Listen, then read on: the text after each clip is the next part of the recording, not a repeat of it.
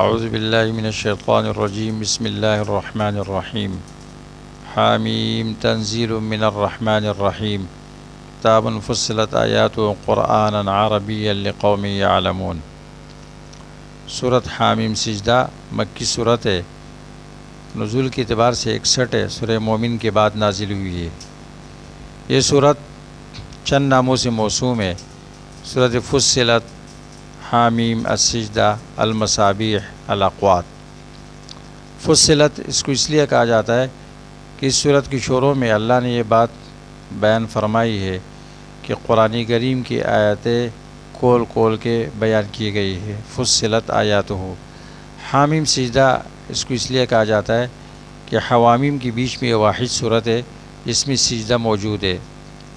المصابیح اس کو کہا جاتا ہے اللہ کے اس ارشاد کی وجہ سے، وَلَقَدْ زَيَّنَّا السَّمَاءَ الدُّنْيَا بِمَصَابِيحَ، اور الاقوات بھی اس کو کہا جاتا ہے اس ارشاد کی وجہ سے، وَقَدَّرَ فِيهَا أَقْوَاتَهَا۔ اس صورت کا ربط پہلی صورت کے ساتھ کئی وجوہات پر ہے۔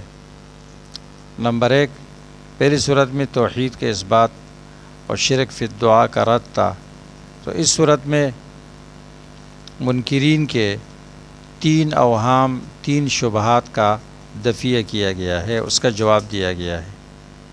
نمبر 2، پہلی صورت میں 9 صفات ذکر کیے گئے منزل کے، یعنی اللہ تبارک و تعالیٰ جس نے قرآن کریم کو نازل کیا۔ اس صورت میں 9 احوال منزل کے بیان کیے جاتے ہیں قرآن کریم کے۔ پہلی صورت میں تخویف دنیاوی کی مثال قوم فرعون کے ساتھ پیش کی گئی تھی، جبکہ اس صورت میں تخویف دنیاوی کی مثال قوم عاد و سمود سے پیش کی گئی ہے۔ نمبر 4، پہلی صورت میں توحید کا اس بات تھا، اس صورت میں اس پر استقامت کی ترغیب ہے، ان الذین قالوا ربنا اللہ ثم استقاموا۔ نمبر 5، پہلی صورت میں انکار ذکر کیا گیا تھا کافروں کا کہ قیامت کے دن وہ اس بات کا انکار کریں گے کہ ہم غیر اللہ کو پکارتے تھے۔ اس صورت میں اس بات کا بیان ہے کہ جب وہ انکار کریں گے تو ان کے اعضاء و جوارح اس کے خلاف گواہی دیں گے۔ صورت کا بنیادی مضمون ہے اثبات توحید اور منکرین کے 3 شبہات کے جوابات۔ 3 شبہات کے جوابات۔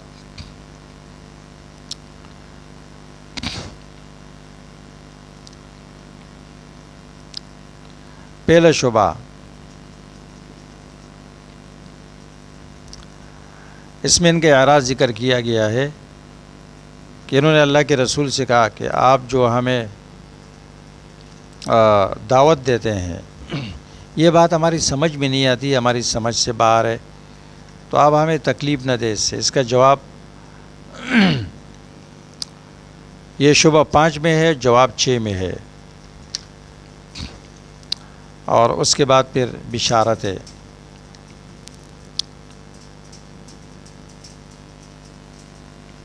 وَقَالُوا قُلُوبُنَا فِي أَكِنَّةٍ مِّمَّا تَدْعُونَا إِلَيْهِ وَفِي آذَانِنَا وَقْرٌ وَمِن بَيْنِنَا وَبَيْنِكَ حِجَابٌ فَاعْمَلْ إِنَّنَا عَامِلُونَ۔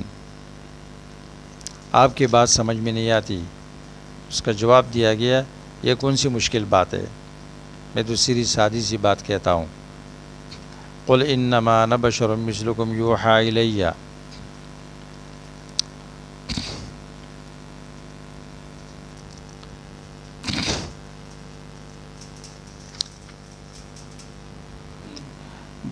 دوسرا شعبہ 26 نمبر آیت میں ہے اور اس کا جواب 27 نمبر آیت میں ہے۔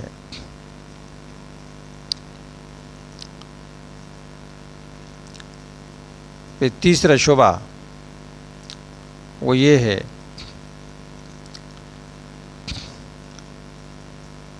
کہ یہ پیغمبر کتاب لے کر آئے عربی میں، یہ قرآن بھی عربی ہے اور یہ بھی عربی ہے، یہ خود بنا کے لایا ہے۔ اس کا جواب ذکر کیا گیا ہے 2 طریقوں سے 44 میں۔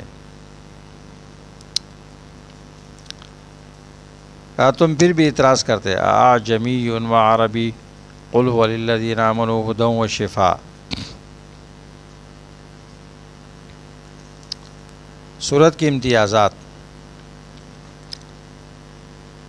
نمبر 1، منکرین کے لیے زجر ہے کہ وہ قرآن نہیں سنتے ہیں، بلکہ قرآن کی سننے سے لوگوں کو روکتے ہیں اور شور مچاتے ہیں، الحاد کرتے ہیں۔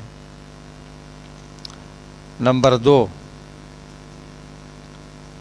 عاد و سمود کے درمیان انکار میں فرق بیان کیا گیا ہے کہ دونوں کے انکار میں فرق کیا تھا۔ نمبر 3، سورت میں انسان کے اعضاء اور جوارح کی گواہی کا بیان ہے۔ نمبر 4، اس میں ان 6 دنوں کی تفصیل ہے جس میں آسمان و زمینوں کو پیدا کیا گیا ہے۔ نمبر 5، اس میں استقامت والوں کے لیے بشارت ہے، ان الذین قالوا ربنا اللہ ثم استقاموا۔ بشارت کیا ہے؟ تتنزل علیہم الملائکہ اللہ تخافوا۔ نمبر 6، اس میں دعوت کی طریقے ذکر کیے گئے ہیں۔ نمبر 7، اس میں بہت زیادہ زواجر ہے مختلف قسم کے منکرین کے لیے۔